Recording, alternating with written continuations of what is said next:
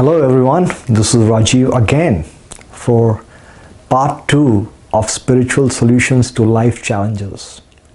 In the last video, we talked about relationship issues. We talked about 3 of my friends who are going through very tough times and what can be done from a spiritual perspective to improve relationships. So let's go a little deeper today and let's talk a little bit more about what causes relationship issues and how can we use spiritual principles to improve our relationships. And I guarantee you that if you understand this and if you follow this, you will not have many relationship issues. Just to make sure that you do understand that I am not a sage talking from a stage, I just want to be a guide by your side because these are the challenges which I face myself every day. And I'm also trying to conquer these by following these spiritual principles. So it's not that I've already solved these problems. I'm trying to solve these problems in my life, and I hope that all my research, what I'm doing, what my thought process is, and how I'm solving my issues can also help you to solve your challenges. So today we are going to talk about spiritual approach to solve relationship problems. So let's talk about why do we have relationship issues. And there's one culprit which causes all these relationship issues. What is that? And that culprit is called ego. Ego is identification with your false self. So as Wayne Dyer says, that ego is nothing but ego, edging God out. So ego is identification with the false self. Now just think about a little deeper on this concept. In our human body, there are millions and zillions of cells, and each cell is an individual cell. Now, the cell has some needs and it also has some concerns. So if a cell thinks only about itself, then what will happen? Some of these cells, they get work together. They're called the kidneys or the liver. And this whole combination of all the cells is what we call the human being. So as a human being, we want to do specific things for what we need. But just think about it, even the cells are individuals. So if a cell thinks that I am going to think only about myself, if the cell has ego, what will happen? If all the white blood cells, they decide that, we want to be king and we are going to kill everyone, we'll kill all the red blood cells. What is it called? It's called leukemia or blood cancer. So just as when the cells think of themselves just as cells, it causes cancer. Similarly, as human beings, if we think that we are separate from each other, that also causes cancer. And that kind of cancer is called religious intolerance. It is called selfishness. It is called conflict in day-to-day life. All of these are very similar to the cancers which happen in the human body because the cell identifies with the false self. So just as cells have to collaborate for the well-being of the human being, we as humans have to collaborate with each other for the well-being of our relationships, for the well-being of our family, for the well-being of our society, for the well-being of our humanity in general. So it is very, very important that we understand that all the issues that we have in the world today is because of our false identification with our own self. We think that I am separate from everybody else, so I need to focus on my needs and I need to make sure that I am safe and I do not care about anybody else. That is what the ego is telling us. But that thought process creates a lot of issues, as we'll see today. So as a human being, we have got a lot of needs, but primarily there are 3 kinds of needs that we'll be focusing about. First is the physical need. We all need food, we all have other needs. And we also have emotional needs. We have got a deep understanding or deep need to be understood that people care about us. And similarly, we all have aspirational needs. We want to be successful. We want to achieve much more tomorrow than what we are today. So all of these are needs that we have. But as you understand, if you go deeper, so suppose if I've got physical needs of companionship, relationship, I can have with a lot of different people. But then what happens is as I go to pursue my needs, I get hurt. So now the need for safety comes. I do not want to be physically hurt or emotionally hurt, or I don't want to be hurt from an aspirational perspective. So I've got the dichotomy of need versus safety. So I've got a necessity of physical needs and physical safety. Similarly, if I've got needs of emotional needs and emotional safety, and I also need as aspirational needs as well as aspirational safety. Now I'm using the word need, but it's the requirement. Okay, so we all have these requirements. So just to make sure that people do understand the concept of safety with respect to need, sometimes the need for safety is so big that we don't even want to do anything for our needs. And that is why when a lot of singles, when they get hurt multiple times, they don't even want to date, because they think that every time they want to go out with somebody, they remember the pain from the last interaction, and so they stop playing the game of life. So both of these are very, very important concepts to understand. Now, when I'm talking about relationships, why am I talking about these needs and safeties? Why? Because when we interact with the world, these are the things that come to the forefront. So once we get into a relationship, for example, we have got needs like emotional needs, physical needs, we also have aspirational needs. Most of these needs can be satisfied by somebody else. So that is why we get into a relationship. That's how it starts. Now, the person with whom we get into a relationship, they also have their own needs. So what happens is that this is me. I've got my physical needs, I've got my emotional needs, aspirational needs, and similarly I've got physical safety needs, emotional safety, aspirational safety. All of these are something that I require. Similarly, I'm getting into a relationship with somebody else who also has physical needs and safety needs, emotional needs and need for safety, aspirational needs and the need for safety.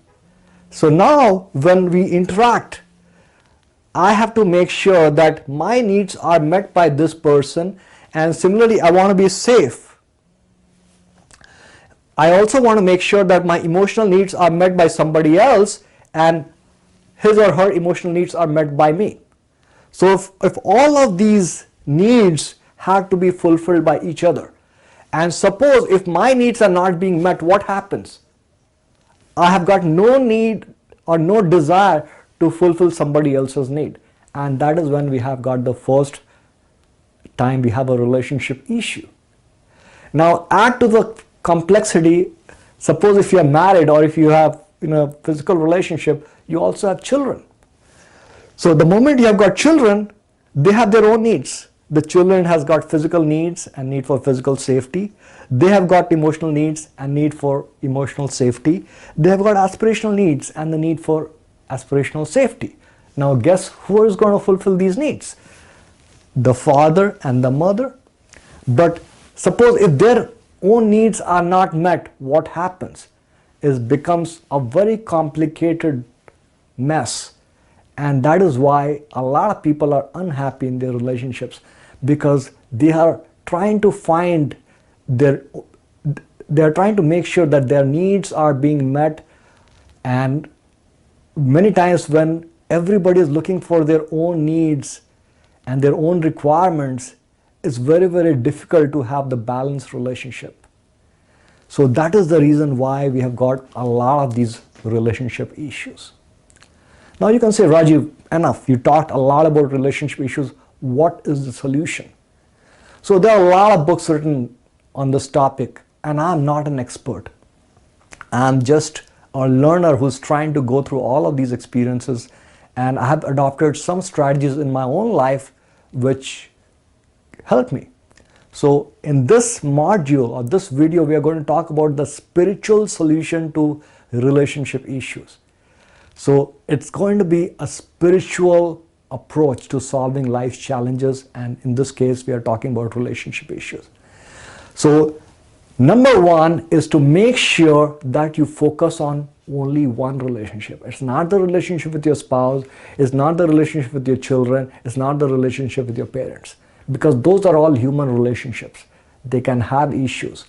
There's only one relationship that can be perfect, where if you are aware of on how to go about that relationship, all your needs can be met, and that is the relationship with God. So the only one step that you need to take in the spiritual solution is develop one-on-one relationship with God. Now you might ask, hey Rajeev, you just talked about relationship issues, now why are you talking about God? Are you a preacher or are you trying to convert everybody to a specific religion? No, I'm not a preacher. I'm not a pastor. I don't have a degree in divinity. But what I am is just a human being who is learning and who has got these benefits from this approach, and that is why I'm sharing. So when you develop a one-on-one relationship with God, you are able to solve a lot of relationship issues, and we'll see how that is done. But before we go to that, let's talk about the different stages of our relationship with God. So there are people who do not want to have any relationship with God. The moment you talk about God, they just get offended, or they don't want to talk about God, because for them God does not exist. We call them atheists or agnostics. The second stage, or the second kind of people, are people who hate God, and they think that religion has caused a lot of issues in the world. There have been wars in the name of religion, and they might have started with great love for God, but they did not get what they want in life, and so that love has been converted to hatred. And so those are the second stage. The third is prayer as the last resort. These are the people who do not have any genuine love for God, and they try to live their life on their own terms, but when they're in a problem and they're not able to solve their problems, they start praying to God, God help me out. So these are the people who only come to God once they're desperately in need of help. Otherwise, when things are going fine, they do not have any need for God. They don't have any gratitude, because they think that all the success that they have got in their world is through their own efforts, and so they need not thank anybody. Then we have got stage 4. Stage 4, there are people who are afraid of God. They live their life in a specific way because they think that if they do not live their life in that way, God is going to punish them. They're going to get the brimstones in hell and all sorts of challenges that they will be having after death.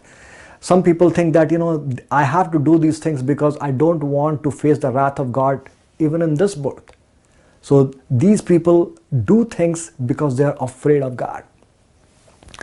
And stage 5 is when you truly love God, when you have developed a personal relationship where you think of God as your father, as your friend, and you're always in discussion with God, you're always with God, you're always praying, you're always in communion with God. And the moment you think about God, you have a feeling of bliss which comes in. Now, we'll be talking about this last stage because that is very, very critical for relationship issues. So when we develop love for God, how do you know that you have got true love for God? Because the moment you worship or pray, if you feel the bliss inside, or if you feel grateful for everything that is happening in your life, that means that you have loved God genuinely. When you pray, the primary thing which comes in your heart is that, God, I thank you for what I've received, that means you have developed true love for God. Because you care for God more than what He has given you, and you care about that entity, the Creator, not just on His gifts. How do you develop love for God? Meditation. And some people think meditation is very, very difficult. It's not. You can just start with 5 minutes and gradually increase your time. Meditation, when done properly, can give you more happiness than anything else. In my own life, that when I meditate, I get a deep feeling of bliss that I cannot describe. And once you are in that state, you become a totally different person. Second is devotion. You need to be devoted. We all have come to this planet. We don't know where we came from. We don't know where we are going to go after we die. But once we are here, we think that we are kings and we have to acquire everything else, only to realize very soon that we are going to leave it all very, very soon. So in this short span of life, it's very, very important to at least understand that this is just finite. And there's eternity before and there's eternity after we go. So devotion, meditation, and education is very important to educate ourselves. There are a lot of books. Whatever religion you follow, you can go through a scriptural text, you can read the Bible, you can read Bhagavad Gita, you can read the Puranas, Bhagavatam. There are a lot of books. It does not matter what path you choose, whether you are a Muslim or a Christian or a Hindu. If you have genuine love for God, it does not matter.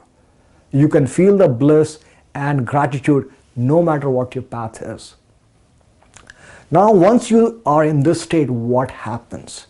Now, how is this going to help you in your relationship? So this is what happens. The moment you create a deep love for God, what happens is that your physical needs and safety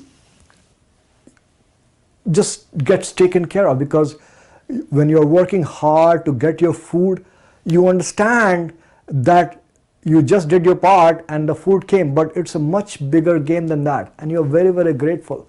So that gratitude creates a lot of satisfaction.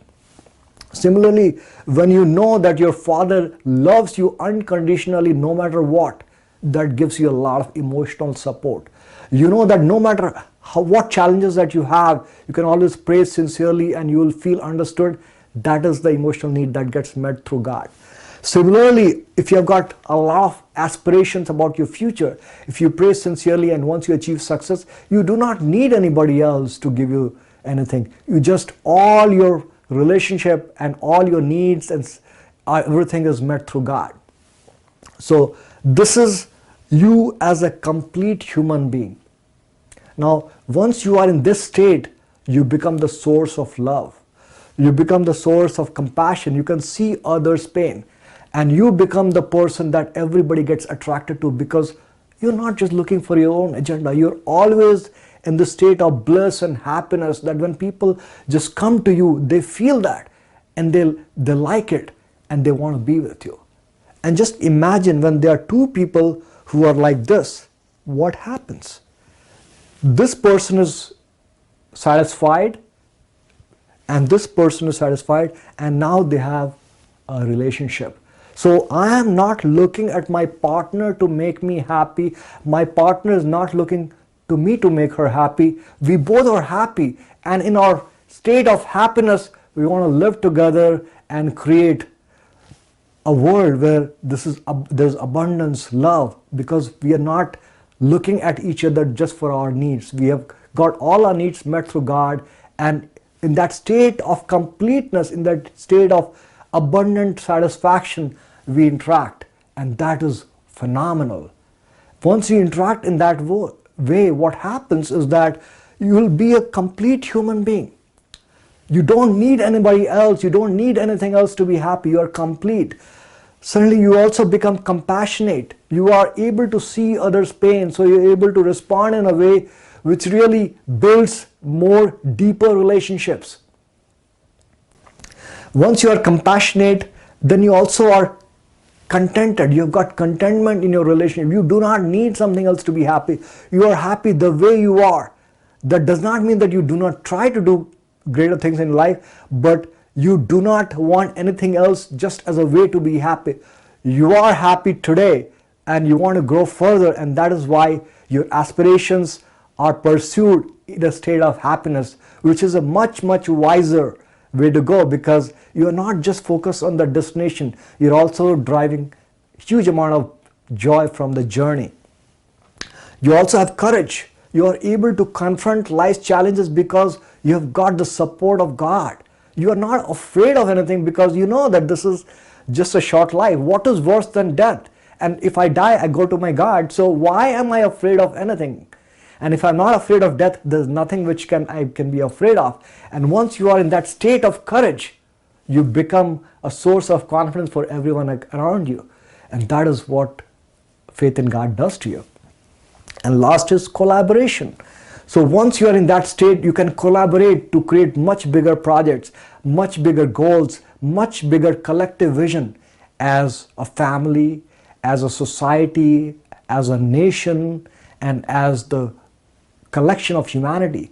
So remember that once you fulfill all your needs from God, you have a much stronger relationship because you are not looking at the other person to give you satisfaction. You are already satisfied. And as a result, it makes you a complete human being. It makes you a compassionate human being. It makes you a contented human being. It gives you courage, and it also makes you very collaborative, which are the prescription for success in the worldly world. The only difference between all the things that you just see in the worldly books and this is that you are using a spiritual solution to give you the exact set of traits which will make you very successful in the world. So once you have that, what happens next?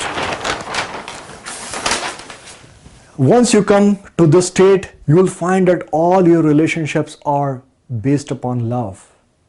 And you are there just to serve, as I said in the 4 stages. Remember in the previous video, the stage of athlete, the stage of warrior, where both of them are focused on you. The 3rd stage is statesman, where you are focused on how may I serve. So every interaction that you have with your world, especially your close relationships, is that your question is how may I serve? Because you do not have any other needs. You have all your needs are met from God. So your only question is how may I serve? And the moment you approach, the universe responds and says how may I serve? And as a result, your life becomes a very abundant, grateful, all-encompassing, successful journey with a lot of joy and bliss inside it. There's some resources which I'm going to recommend. Last week, I saw a movie called War Room. It was about the power of prayer and how a lady uses prayer to improve her marriage. This is something that it was very helpful. It really inspired me. I would recommend you guys to see it. There are 2 more books. One is The 5 Love Languages by Gary Chapman. This talks about how different people have got different love languages, and how you can understand that to improve your relationships. And the 3rd one is Men from Mars and Women from Venus. This is a classic book to understand the language differences and the way women communicate and the way men communicate. Once you understand that, you can have a deeper relationship with your spouse, your girlfriends and your boyfriends, because of this inability to understand the language and the context, there's a lot of confusion, and that causes a lot of relationship issues. So I would definitely recommend these books. So thanks a lot for watching this video. Hopefully some of your questions that you had from the last video were answered. Please give me your feedback and comments and your thoughts. I would love to hear from you. And also, if you have any questions, please let me know. The next time we'll be focusing on anger, how to conquer anger before it conquers you. Now we just talked about relationships. So a lot of things that I told you is going to be very, very helpful, but there's one bigger villain that you really need to conquer. If you do not conquer it, you cannot have a great relationship, and that is anger. How to use spiritual principles to get over your biggest enemy, which is anger. Because once you understand that, you know exactly how to leverage and how to use anger in a constructive way. Because if you do not know how to conquer anger, every relationship will be in shambles, because this day to day, there are a lot of things which make us angry, and once we are angry, we say things that we do not mean. I hate to admit, but this is one of the things that I'm challenged with a lot, and that's why I'm doing a lot of research on anger, because I know that in my family, everybody was short-tempered, and sometimes when things don't go my way, I get very, very pissed, and I get very angry. And every time I'm angry and I'm not able to control myself, I run into some problems, and I really feel very bad about it. So this is a very big challenge for me, is how to conquer anger. And as I'm learning this, I want to share all my knowledge with everybody else so that you can also benefit. So till next time, you guys have a great time.